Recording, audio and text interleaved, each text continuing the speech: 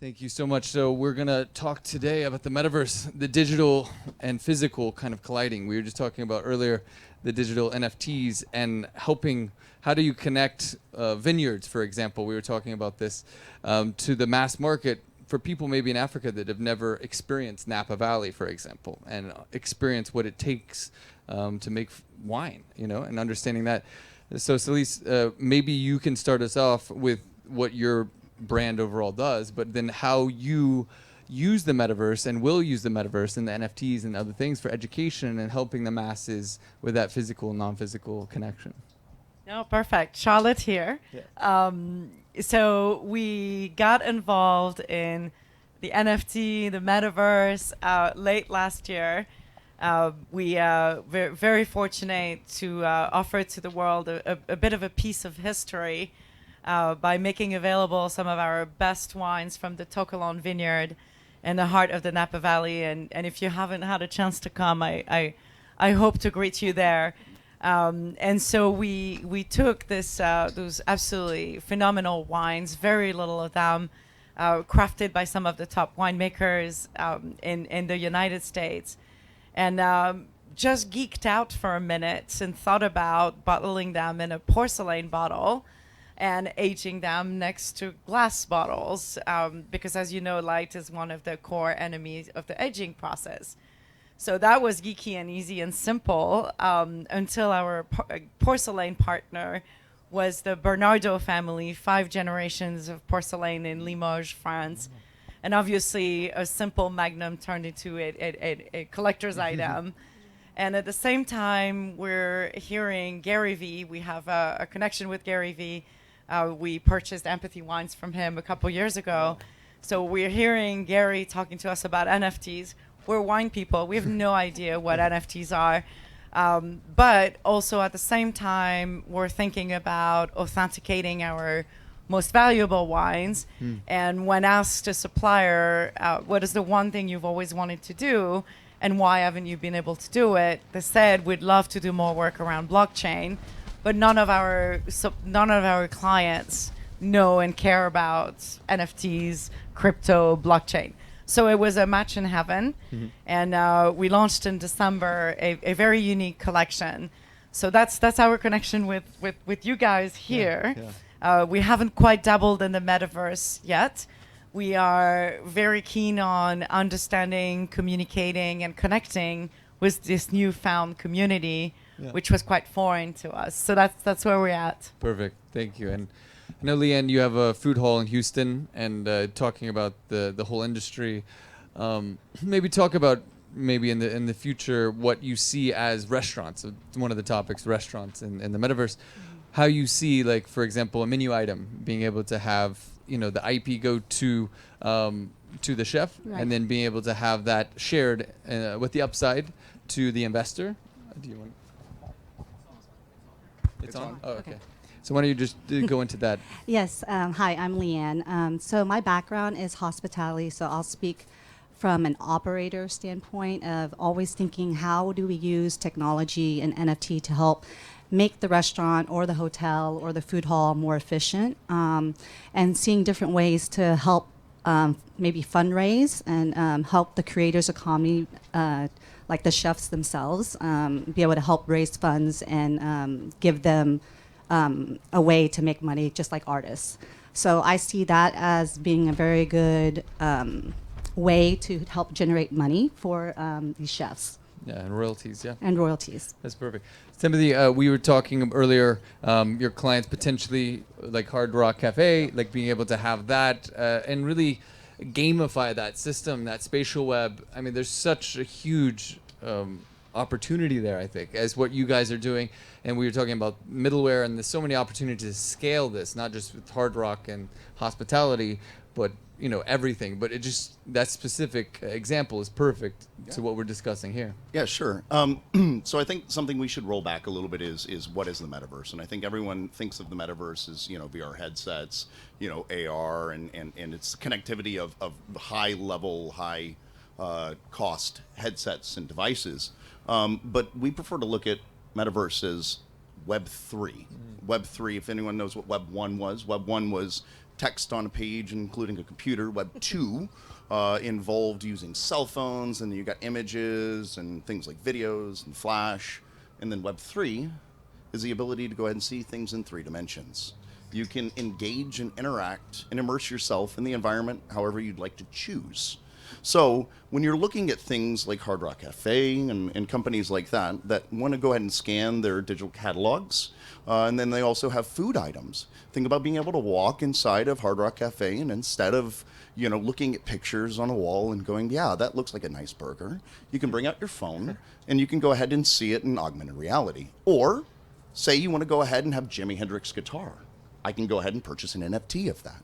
So you can make a gamification, you can get secondary market and further purchases as things go along. And the best thing is you can take it home with you. You can end up owning parts of history and parts of your experience. And I think everyone knows, once you're talking about millennials further along, they tend to spend their money, instead of on physical things, on experiences.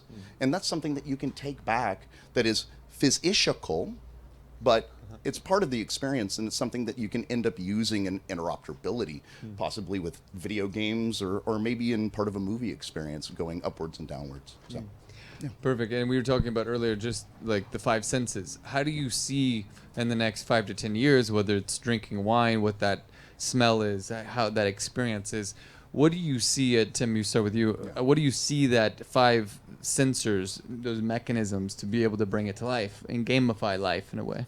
Yeah, I think one of the biggest things, when you look at, people right now, when you look at something like an NFT, it can be just something as simple as here's a piece of artwork, and it gives you secondary experiences. I think a more interesting kind of way of doing this, where you own a physical version, here's the digital version, and it's been authenticated, and that's really cool for things like preservation, so that you can lock away these very expensive wines so they don't have to be shown out so everybody can take a look at it at a museum or something like that. But if we go ahead and we go over towards secondary or third level experiences, you could go to a place like Daily House here, and then go ahead, I'm going to get an NFT that gives me a discount to go ahead and get some wine down the street. You can end up creating this entire ecosystem of experiences that transcend what is the physical world, and ends up bringing people inwards and outwards. So you can end up making it to where there's a meal involved, and there are other things. You can meet your famous favorite person. And at that point in time, then what is reality is just based on the perspective and time that you've been provided, and when you ask yourself of when you're looking at that thing. So, yeah.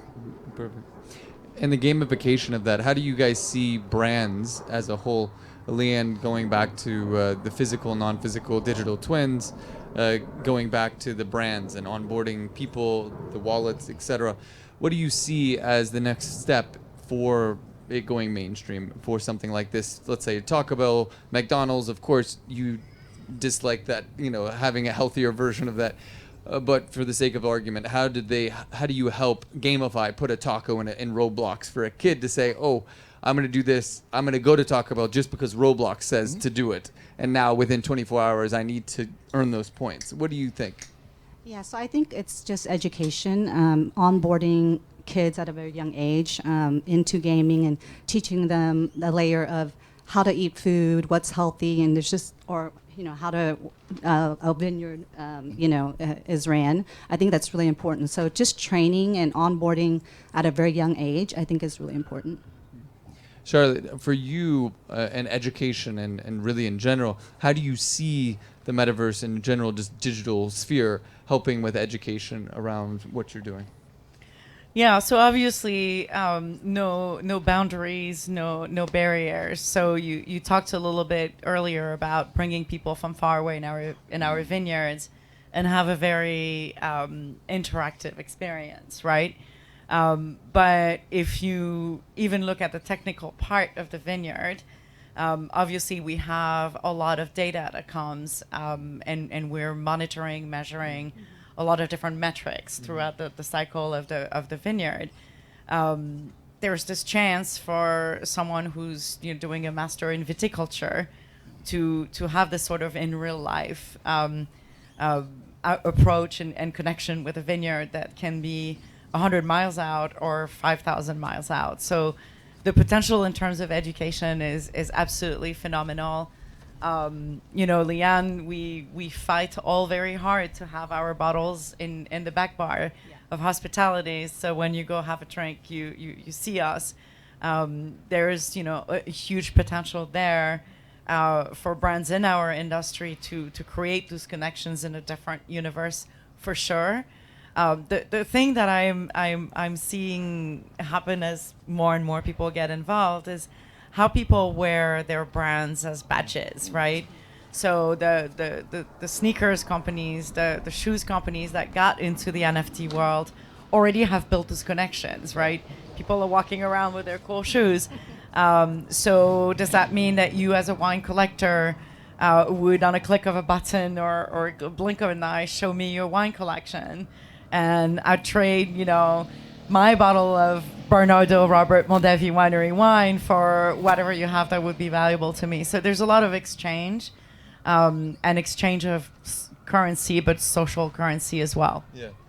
No, that's beautiful. And we always go back to Roblox because I think Roblox, Tim, you were talking about this earlier, this exchange of community value, even for a 3-year-old to be able to see, hey, and I think some statistic there was talk in Africa as well, like it said, I would rather have the Robux than actual dollars and exchange of value. So that's what also, as you were saying earlier, it kind of changed paradigm and value and what that is. Maybe you can talk to that, what Roblox was saying. Sure. So this gets really interesting when you start talking about things like licensing. So say NBC Universal wants to go ahead and license their assets. Somebody's got to go ahead and scan them, a bunch of lawyers talk, and then suddenly it's in your game. That's a $600,000 lawyer experience. It's very nasty. So what if you could go ahead and cut that out of the middle?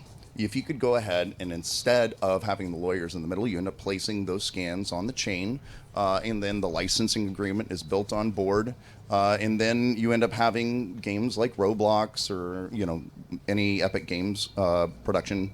They can go ahead and per download pay that royalty agreement. The companies are happy on both sides, and the lawyers are no longer in the mix, and ends up lowering that kind of cost. The interesting thing that can end up happening is taking that and tweaking it just a little bit further so that we're talking about user-generated content.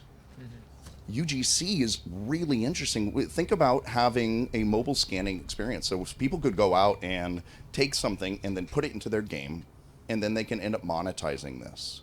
So somebody could get 5% royalty on every single sale. They can end up engaging in that. And then what you end up doing is you're actually up-learning everyone, because you can end up bringing stuff from the real world. You're talking about educators going in because they can have an easy way to go ahead and bring in content. You talk about winemakers that have an easy way to bring things into Roblox because you have the tools that create what is the metaverse. Make pickaxes and shovels, the gold really was only there to drive the movement, but Levi Strauss changed the world. Yeah, no, that's perfect, and that segues into Lian, what you're doing with MetaHug.org with the kids and Roblox and educational, basically a Wix or Squarespace for that educational piece around the metaverse, and to Tim's point, being able to have that simplistic ability for the education system to be able to say, or a restaurant, a plug and play, to say, hey, we want to educate our consumers around what it means to be organic. Is this really good or bad, negative or plus, what that means, the grapes, the origin, etc., to really see that. And we see the children as a whole new area now as gamification. Roblox has opened a whole nother really vertical in a sense. So maybe, Lian, you want to talk about that?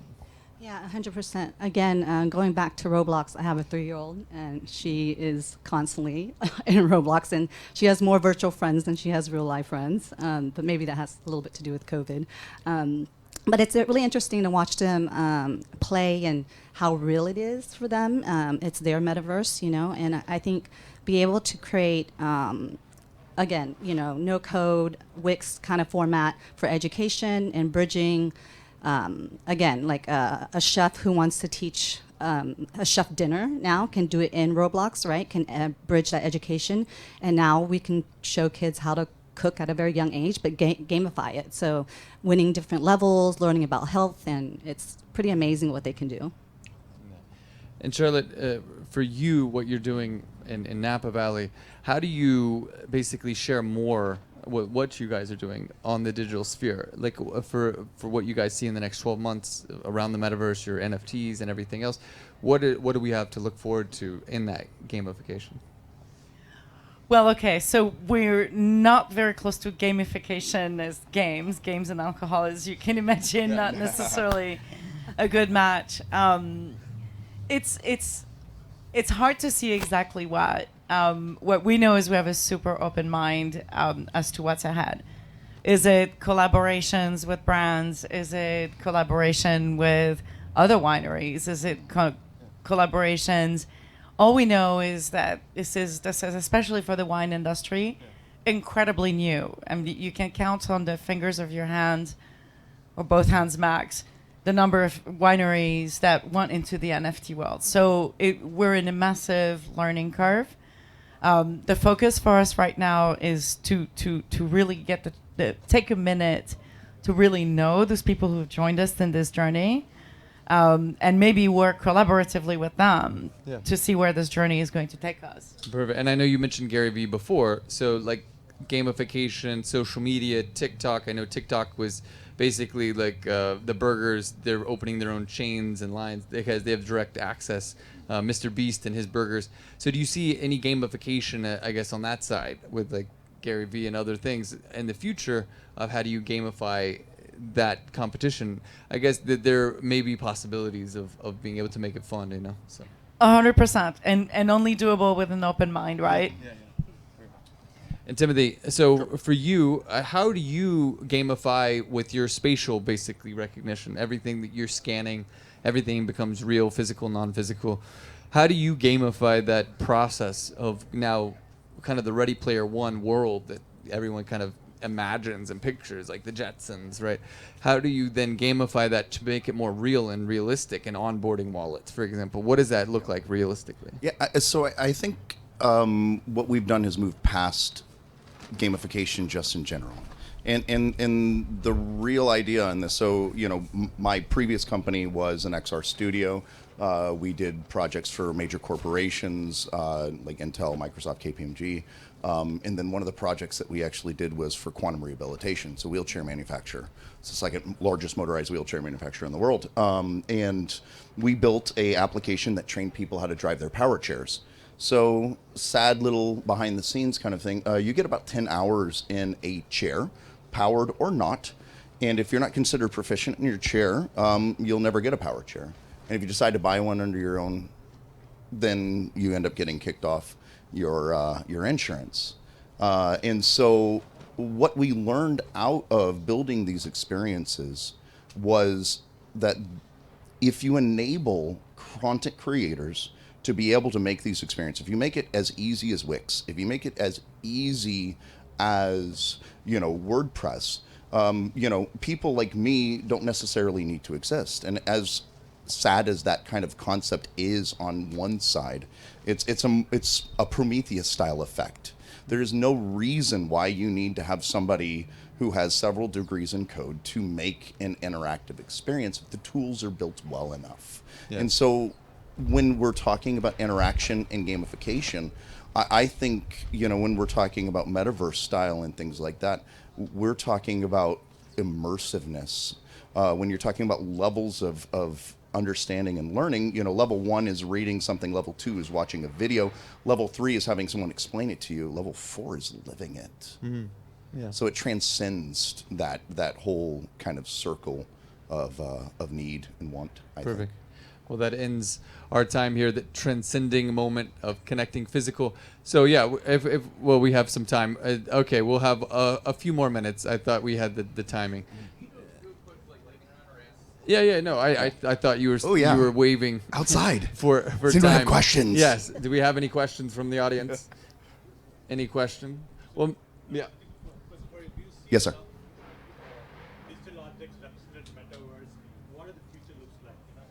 I missed the first half of it. You could come. See a future where everything physical will be represented in the metaverse. Yes. And how does it look in the future? Well, I mean, so this is where fun stuff comes in. So I actually see the current movement towards the metaverse. Obviously, we're starting in Toonie, and then we're going to continue growing as we did, even with Web 2. Web 2 started becoming more realistic, and you end up getting things like Sketchfab and fun things like that, where you get like a pseudo 2.5D kind of starting metaverse style experience. But yeah, if we start making some of the machine learning algorithms that we're utilizing, we're actually working with Intel Labs on, or you can take like 8 photos of any given object, and then you can end up recreating this into something that can work inside of a metaverse style environment. So I believe that there will be worlds that we're going to look exactly like reality, and then there'll be other worlds where people play style transfer, and then you're in Mario version of your downtown street, and people can engage how they'd like. And I think that's one of the biggest things of the reason why I dislike the term itself, metaverse, and I prefer the term Web3, is only because when you think of metaverse, you think of this encapsulated world that is X. This is my metaverse for Nike, and that's the way Nike does it. And I prefer to think of this is our world, and I can perceive it and I can see it however I want. If I want to play the Nike experience on my street, cool, I can do that. Tomorrow, I can be Mario, and then the next day, I'm in a vineyard. But why not? Yeah.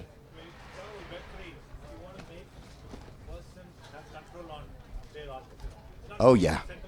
So how can individuals monetize an environment like that such a way that whatever content he has or she has, they get paid for it and not big corporations take them a big cut out of it? Yeah, 100%. I mean, and that really kind of does come down to the ability to go ahead and take these tools to where it's easy enough to generate user-generated content. So on our side, we actually have a mobile scanner that is easy enough for a 7-year-old to use. I think our 5-year-old could use it, but I haven't had her try it yet. But they can scan anything they want in the real world. Then it goes through our servers. It does all the processing, clean up, everything like that, and then it can be minted on the Palm IO network. And so she can go ahead and then turn around that asset and then put it on and make money and end up making user-generated content when her skills and ability are basically, playing with Polly Pocket. So it's that kind of capability. Let's take this all the way down, and then let's make sure that there's monetization on the end. And this goes how the end user would like to do it. I think, and this music has done a really wonderful and moved fast enough, very fast, in that space where all of the content creators end up receiving the royalties and the rights that they wanted, and they got out of these 15, spin contracts where, they had to go to 55 experiences every week, and the only way they really made money was by actually doing concerts and selling t-shirts. I mean, it made absolutely no sense. I think Taylor Swift ended up making like $38 out of 1 year of doing everything on online streaming. And that's absolutely absurd. Why not put it back into the content creator's pocket? And I think that's one of the most important things that we can do as a society is to remember that everything that we see is influenced by art. And I know that we want to push that down, but to elevate art and actually to monetize art will actually make our world just so much more rich and so much more beautiful. Yeah. Well, thank you guys. Any other questions? Yeah, one more. I would love to know, as a brand who is not technological by nature, what really was that thing that pushed you like hard and fast toward it, right? Because piquing interest and actually digging in on like a technology strategy or different things. I'd love to know what the motivation was behind moving in that direction. Yeah, so your question was what was the motivation for a fairly traditional industry to move into a high-speed, fast-changing technology area, right? So at the core of it was the vision of our CEO of really enabling us. And we were truly, truly enabled. As a publicly traded company, you can imagine that there was a lot of, I think the expression is hoops to jump or something like that. Jumps, whatever. But the truth is you have to have at the helm someone with a vision. And, when I look back at the DNA of the Robert Mondavi winery brand, that's what it was, right? Like when this guy opened his winery, wines from California were selling for $2 in a huge jug. And he showed up and he said, well, we're going to make wines that are going to be as expensive as French or European wines. So you've got to have that vision that pushes you forward. And then you have to also be super, super authentic to what you're doing, right? We were very blessed with very authentic projects in the industry. But there was some backlash, and outside of our industry, of comments about how the projects failed or anything. And the truth was, we were so anchored in our DNA of aging wine, like that's why we got there, and caring about making sure that what you're getting is an authentic product, which is authentication. So it worked for us, and it's back to, if you were a brand and you said, hey, I'd like to do it, what should I do? One, make sure you have support at the highest level, because it's a hard road. It's not easy. There's a lot of education. There's a lot of internally, externally, right? And two, make sure that you do something that's super anchored in your roots. Anchored. So anchoring the physical and non-physical. Thank you guys so much for watching about the metaverse. Thank you guys for listening. Timothy Porter, Charlotte Sleece, Lian Pham, thank you so much. Thank you, Joshua Johnson. Thank you all. Grit Daily. You guys have been Thank you. wonderful. Thank you.